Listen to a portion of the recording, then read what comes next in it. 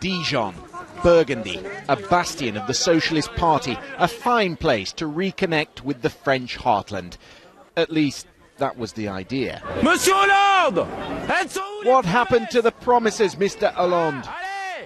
Not the reaction the Élysée Palace had perhaps envisaged.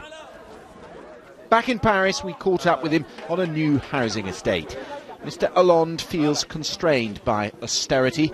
Perhaps house building is a solution to France's economic torpor. The paradox of Francois Hollande is that when he's doing this, shaking hands and meeting people out on the street, he comes across very well. The people like the president's self-effacing style. But the polls say 2/3 of them have lost faith in his ability to run the country. 10 months after an election, in a first term, that level of unpopularity is unprecedented. Pollsters say he's hemorrhaging support, with social issues uppermost in French minds. This month, his government announced it would cut €5 billion from public spending this year. His approval rating plummeted 10 points.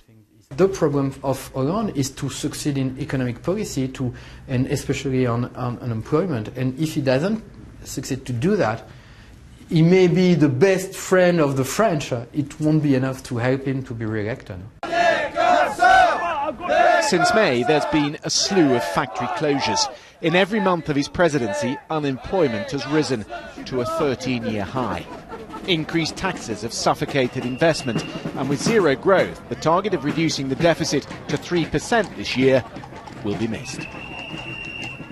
By temper, he's a navigator. He oscillates. He doesn't like conflict. And right now, you need either someone who has the daring enterprise of Gerhard Schröder in Germany, or the toughness of Maggie Thatcher in Great Britain.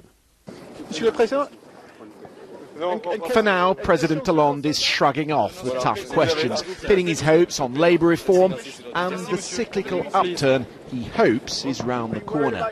The only good news is that the right-wing opposition is without a leader and performing even worse. Perhaps it reflects a wider sense of apathy. After all, the French are not the only voters in Europe despairing of their politicians. Fraser, BBC News, Paris.